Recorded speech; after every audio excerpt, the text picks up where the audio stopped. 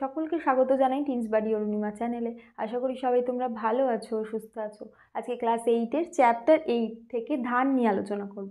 দেখো, এই ধান নিয়ে আগে অনেকগুলো পর্ব করা আছে, যেখানে আমি কোনোটায় প্রশ্ন উত্তর রূপে পড়িয়েছি, কোনোটা থিওরি বেসিসে পড়িয়েছি। আজকে আবার তোমাদের বইতে থিওরি বেসিসেই পড়াচ্ছি। প্রশ্ন উত্তর হিসাবে যদি চাও তাহলে ক্লাস 8-এর প্লেলিস্ট চেক করতে পারো। সেখানে এই ধান, আম, এই সমস্তগুলোর উপর প্রশ্ন উত্তর হিসাবেও কিন্তু পর্বগুলো করা আছে। ঠিক আছে, চলো শুরু করা যাক। ভারতে জানো যেহেতু যে মানে ধান উৎপাদন অনেক বেশি হয়, সর্বাধিক ধান উৎপাদনকারী যে রাজ্যগুলি সেগুলো হলো পশ্চিমবঙ্গ, অন্ধ্রপ্রদেশ, পাঞ্জাবেও প্রচুর ধান তৈরি হয়, উত্তরপ্রদেশ, তামিলনাড়ু, ওড়িশা, এই সমস্ত জায়গায় ভালো পরিমাণ ধান উৎপন্ন হয়। এবার কোথায় কত পার্সেন্ট যদি হয়, এগুলোতে কিন্তু অনেক বেশি ডিটেলস আমাদের ভূগোল বইতে আছে।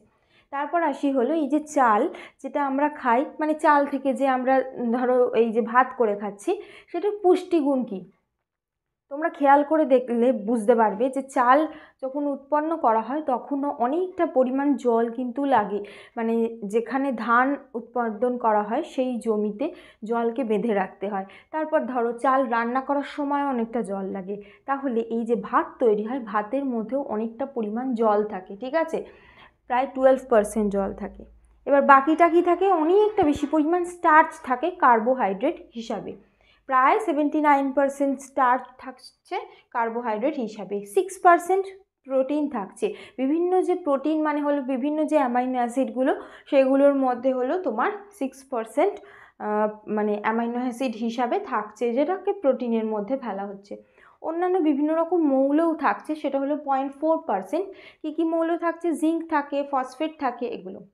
আর ভিটামিনের মধ্যে ভিটামিন বি কমপ্লেক্স থাকে। ঠিক আছে, এই জায়গা থেকে আমরা নিয়াসিন খুব ভালো পরিমাণে পাই। এশিয়ার বিভিন্ন দেশে এই যে চালকে রূপচর্চার একটা অঙ্গ হিসাবে ব্যবহার করা হয়। মানে চালের গুঁড়ো বা চালটাকে ফুটিয়ে সেটার যে ফ্যান হচ্ছে, বা ধরো চালটাকে ফুটিয়ে নিয়ে সেই চালটা ম্যাশ করে মাখা হচ্ছে, এরকমভাবে বিভিন্নভাবে ব্যবহার করা হয়। কারণ চালে ভিটামিন বি কমপ্লেক্স থাকে, যেটা হলো নিয়াসিনামাইড। এই নিয়াসিন এটা খুব বেশি পরিমাণ থাকে, যেটা আমাদের ত্বকের জন্য ভালো। ঠিক আছে, তাহলে চালের পুষ্টিমূল্য বললে এটা। ঠিক আছে, ধান চাষ করার পদ্ধতি অনুযায়ী বা জাত হিসাবে 3 রকম তোমার চাল হচ্ছে, মানে ধান হচ্ছে: আউশ, আমন, বোরো। আউশকে বলা হয় হলো শরৎকালীন ধান, আমনকে বলা হয় শীতকালীন ধান, বোরোকে বলা হয় গ্রীষ্মকালীন ধান। একমাত্র আউশ ধানই যেটা সরাসরি জমিতে বোনা হয়, বীজতলায় বোনা হয় না। এবার তোমরা বলবে বীজতলা কি? আমি যখন বীজের অংশটা পড়িয়েছি, মানে ধান চাষের যে বিভিন্ন অংশগুলো পড়িয়েছি, সেখানেই বলে দিয়েছি কোনো কোনো চাষের ক্ষেত্রে ছোট একটা নির্দিষ্ট জমিতে দানা ছড়ানো হয় বা বীজ ফেলা হয়। সেই বীজ থেকে তৈরি হয় হলো তোমার চারা গাছ। সেখান থেকে হেলদি চারা গাছগুলোকে বেছে নিয়ে জমিতে পোতা হয় নির্দিষ্ট দূরত্বে, সেইটাই হলো বীজতলা। ঠিক আছে, এবার এই আউশ ধান চাষের ক্ষেত্রে সাধারণত বীজতলা করা হয় না, মানে জমিতেই সরাসরি বীজ ছড়ানো হয়, সেখানেই মানে গাছ বার হয় এবং সেই গাছেই চাষ হয়। ঠিক আছে, আউশ ধান চাষের জন্য 3 রকম মাটিতেই হয়, মানে দোআঁশ, এঁটেল আর পলি, এই 3 রকম মাটিতেই হচ্ছে। এই যে আউশ ধান তাহলে কখন চাষ করা হচ্ছে, ধরো তোমার একটা জমি আছে, তুমি রবি ফসল কিছু চাষ করেছো। রবি ফসলগুলো তুললে মোটামুটি মার্চ এপ্রিলে তোলা হয়, তারপর কিছুদিন জমিটাকে একটু মানে গ্যাপ দিলে, একটু ফাঁকা রাখলে, তারপর লাঙল টাঙল দিয়ে আবার শরৎকালে তুমি চাষটা করতে পারো, সেটা হলো আউশ ধান চাষ করতে পারো। ঠিক আছে, ওয়েস্ট বেঙ্গলে আউশ চাষ হয়, আউশ ধান চাষ হয়, কিন্তু কম্পারেটিভলি কম, এটার থেকে অনেকটা কম। ঠিক আছে, এরপর আসি হলো আমন ধান। এই আমন ধানের জন্য দরকার হলো কাদা মাটি বা পলি মাটি, এঁটেল মাটি, এগুলো বেশি পরিমাণে প্রয়োজন। ঠিক আছে, পশ্চিমবঙ্গে এই যে আমন ধান চাষ সর্বাধিক হয়, এর সময় হলো প্রধানত শীতকালে চাষ হচ্ছে। এই যে আমন ধান খুব কমন আমাদের দেশে, আমরা সবাই জানি। ধরো বাসমতি যেগুলো খাওয়া হয় সেগুলো সবই আমন ধানের মধ্যে পড়ে। তারপর ঝিঙা শাল, রঘু শাল, ভাষা মানিক, এগুলো সমস্ত একটা রকম তোমার আমন ধান। পশ্চিমবঙ্গে এই যে আমন ধান সেটা সর্বাধিক চাষ হয়, এবং তার সাথে সাথে এই যে আমন ধানের জন্য কিন্তু বীজতলা তৈরি করা হয়। বীজতলা তৈরি হয়, সেখানে বীজ ফেলা হয়, সেখান থেকে চারা গাছ বার হয়, তারপর সেই চারাগুলোকে জমিতে পুঁতে সেইখান থেকে চাষ করা হচ্ছে। তারপর হলো বোরো বা গ্রীষ্মকালীন ধান। যেহেতু গ্রীষ্মকালীন ধান, বুঝতেই পারছো ধান চাষে অনেকটা পরিমাণ জল লাগে, সেই জন্য জলসেচ করা হয়। মানে এই ধান চাষের সময় যে জমিতে জলসেচ ব্যবস্থা ভালো সেই জমিতেই বোরো ধান চাষ করা হয়, ঠিক আছে। এবার ধরো তুমি মনে করলে আমন ধান তুললে, আমন ধান কেটে তোলার পরে সেই জমিতে মানে আলাদা করে বীজতলা তৈরি করে সেখানে চারা গাছ করলে এবং সেই চারাগুলোকে তুমি জমিতে পুঁতছো, পুঁতে বোরো চাষ করতে পারো। বোরো ধান মোটামুটি তোমার ওই মানে গ্রীষ্ম যখন শুরু হচ্ছে, মানে শুরু মানে গ্রীষ্মকাল যখন যেটাকে বলছে সেই সময়টাই ধানগুলো কাটা হয়, ঠিক আছে। মানে এপ্রিল মে এরকম সময়টায় এই বোরো ধান কাটা হয়। কিন্তু যেহেতু প্রচণ্ড গ্রীষ্ম ও এই সময়টায় গরম এবং ধান পাকার জন্য কিন্তু সেই সময় গোড়াতে জল দাঁড়িয়ে থাকা প্রয়োজন, নয়তো ধান হয় না। মানে ধান যখনই ধান গাছ হচ্ছে তার গোড়াতে যখন ফসল ধরে তার গোড়াতে এতটা জল আটকে রাখতে হয়, বেঁধে রাখতে হয়, সেই জন্য এই ধান চাষের জন্য জলসেচ খুব ভালো হতে হয়। এবার আসি এই যে ধান পাকছে, ধান পাকার উপর নির্ভর করে এই ধানকে প্রধানত তিন ভাগে ভাগ করা যায়। একটা হলো জলদি বা স্বল্পমেয়াদী জাত, মানে এই ধান বেশি দিন লাগে না, মোটামুটি 3 মাস হলেই এই ধান পেকে যায়। মাঝারি বা মধ্যমেয়াদী, মানে এটা 3 মাসের থেকে একটু বেশি সময় নেয়, প্রায় 4 মাসের কাছাকাছি সময় নেয় এই ধান পাকতে। এবং নাবি বা দীর্ঘমেয়াদী যে ধান পাকতে অনেকটা বেশি সময় নিচ্ছে, প্রায় 5 মাসের মতো সময় নিচ্ছে, ঠিক আছে। জলদি বা স্বল্পমেয়াদী জাত যেমন হলো রত্না, এই ধান পাকতে 95 থেকে 115 দিন লাগে। মানে চারা গাছ পোঁতা থেকে শুরু করে তুমি ধান পাবে, মোটামুটি এই জার্নিটা হলো 95 থেকে 115 দিন। মাঝারি জাত হলো 116 দিন থেকে 135 দিন, যেমন হলো তোমার জয়া, জয়ন্তী এগুলো। নাবি জাত হলো তোমার অনেকটা সময় লাগে, অনেক বেশি, প্রায় তোমার 5 মাসের কাছাকাছি সময় লাগছে, বুঝতেই পারছো, 4.5 থেকে 5 মাসের কাছাকাছি। সোনা মসুরি, পঙ্কজ এগুলো, সোনা মসুরিকে স্বর্ণ মসুরিও বলা হয়, ঠিক আছে। এবার দেখো এগুলো তো ধান পাকার সময়ের উপর নির্ভর করে ধানকে 3 ভাগে ভাগ করা যাচ্ছে। আর এই যে আউশ, আমন, বোরো এগুলো পড়লাম, এগুলো হলো ধান কখন চাষ করা হচ্ছে সেটার উপর নির্ভর করে করা যাচ্ছে। এবার ধরো তুমি ভাবলে জয়া, এই জয়াটাকে তুমি আউশে মানে বুনবে, আউশে বুনবে মানে হলো ওই সময়টায় তুমি শরৎকালীন সময় বুনবে, আমনে বুনবে মানে শীতকালে বুনবে, বা তুমি ধরো তোমার বোরো সময় চাষ করবে তাহলে সেটা গ্রীষ্মকালীনে চাষ করবে। এইভাবে যে কোনো মানে জাতের ধানকে তুমি বিভিন্ন সময় আলাদা আলাদাভাবে চাষ করেও সেটা তখন ওই আউশ, আমন বা বোরোর আন্ডারে পড়তে পারে, ঠিক আছে।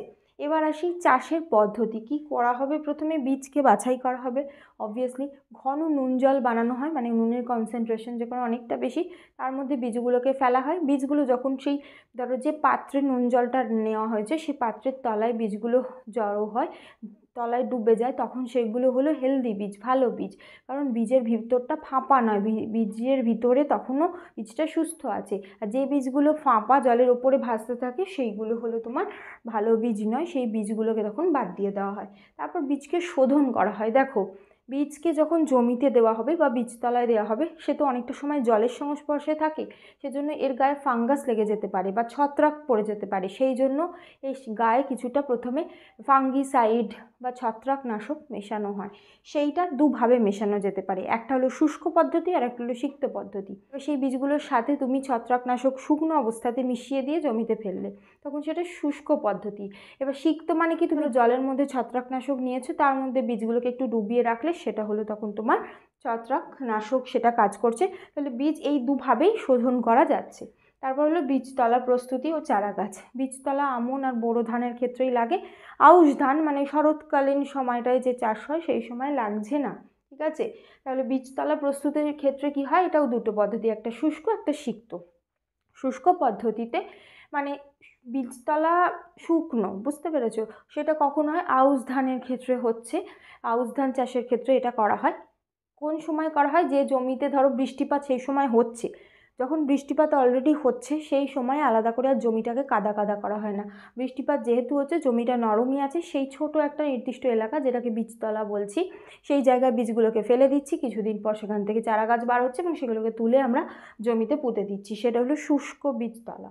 আর সিক্ত বীজতলা যেটা, সেই জায়গায় সিক্ত বীজতলার ক্ষেত্রে করা হয়, প্রথমে কি করা হয় যে সেই তার সাথে জৈব সার মেশানো হয়।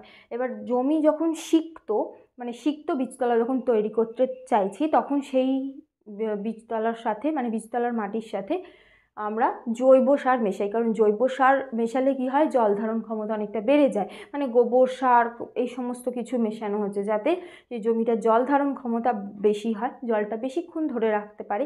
তারপর সেই জমিতে প্রায় 5 সেন্টিমিটার মতো জল বেঁধে রাখা হচ্ছে, জমিটা কাদা কাদা হয়ে যাচ্ছে, তারপর সেই জমিতে বীজ ফেলা হচ্ছে, ঠিক আছে। আর যখন শুষ্ক মানে বীজতলা তৈরি করছি, শুষ্ক বীজতলার ক্ষেত্রে এমনি মানে তুমি যে কোনো প্রকারেরই সার ব্যবহার করে সেই জমিটা জাস্ট একটু খুঁড়ে নিয়ে তার ওপর তোমার দানা বীজ ছড়ানো হয়, কারণ সেই সময় অলরেডি যেহেতু বৃষ্টিপাত হচ্ছে, আলাদা করে সেটাকে সিক্ত করার দরকার পড়ে না। তারপর জমি তৈরির ক্ষেত্রেও একই ব্যাপার। এই যে জমি তৈরি, এটাও 2 রকম জমি হচ্ছে, একটা হলো শুষ্ক জমি, একটা সিক্ত জমি। শুষ্ক জমি কখন তৈরি করা হচ্ছে, যখন ধরো অলরেডি বৃষ্টিপাত হচ্ছে সেই রকম জায়গায়, বা ধরো সেই জায়গাটায় মানে আউশ ধান চাষ হয়েছে, বা ধরো কোন নিচু জায়গায় আমন ধান চাষ হচ্ছে, জায়গাটা নিচু, সেই জায়গাটা অনেকটা জল জমে, এই রকম জায়গাতে শুষ্ক জমি তৈরি করা হয়। প্রথমে কি করা হয়, এই জমিগুলোকে লাঙল দেওয়া হয়, লাঙল দিলে কি হয়, আগাছাগুলো সব মরে যায়, মানে মাটি থেকে উঠে আসে এবং মরে যায়, এবং সেগুলো মাটিতে মিশে যায়, মাটির কিছুটা পুষ্টিগুণ বেড়ে যায়। তারপর সেখানে অল্প পরিমাণ তোমার জৈব সার, অজৈব সার এগুলো মেশানো হচ্ছে, তারপর সেই জমিটাকে তৈরি করা হয়। তারপর বীজতলা থেকে চারাগুলোকে বেছে বসানো হয়। তো জমি তৈরি করার ক্ষেত্রে কি করা হয়, সেই জমিতে সার দেওয়া হয়, তারপর লাঙল দেওয়া হয়, তারপর সেই জমিতে অনেকটা জল, প্রায় 5 সেন্টিমিটারের মতো জল বেঁধে রাখা হয়, জমিটা তখন নরম হয়ে যায়। তারপর হলো বীজ বোনাই, যে বীজতলায় যে চারা গাছগুলো বেরিয়েছে সেখান থেকে বেছে নিয়ে শুষ্ক গাছগুলোকে একদম তোমার জমিতে বোনা হচ্ছে, ঠিক আছে। একটা সারিবদ্ধভাবে তাদেরকে বোনা হয় নির্দিষ্ট মানে দূরত্বে। তারপর হলো সার প্রয়োগ। এই যে ধান চাষের ক্ষেত্রে কোন ধান চাষ করছে এবং কতটা মানে কোন ধান এবং তার কতটা ফসল দেয় সেটার উপর নির্ভর করে জৈব সার এবং অজৈব সার দুটোই প্রয়োগ করা হয়। তারপর হলো জমিতে সার যেই দেবে জমিতে পুষ্টিগুণ বেড়ে যায়, তো তখন অনেক আগাছা গজিয়ে ওঠে। এবার এই আগাছাগুলোকে তুলে ফেলতে হয়। আগাছা তুলে ফেলার জন্য কি করা হয়, যে জমিতে নিড়ান দেওয়া হয়, মানে নিড়ানি দিয়ে একটু খুঁচিয়ে দেওয়া হয়, ধরো ছোটো ছোটো গাছ বেরিয়েছে সেগুলোকে বাদ দিয়ে দেওয়া হয়। তার ফলে খুব সহজেই আগাছা বাদ দেওয়া যায় এবং গাছের গোড়া খুঁড়ে দিলে গাছেরও বৃদ্ধি ভালো হয়।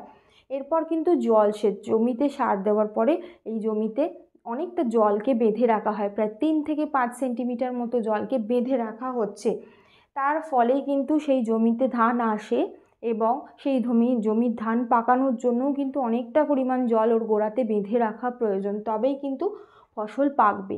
তারপরে ফসলকে তোলা হচ্ছে, ঠিক আছে, এবং আঁটি বেঁধে আলাদা আলাদা করে মানে ধানের আঁটি হিসাবে ওদেরকে জমা করা হচ্ছে।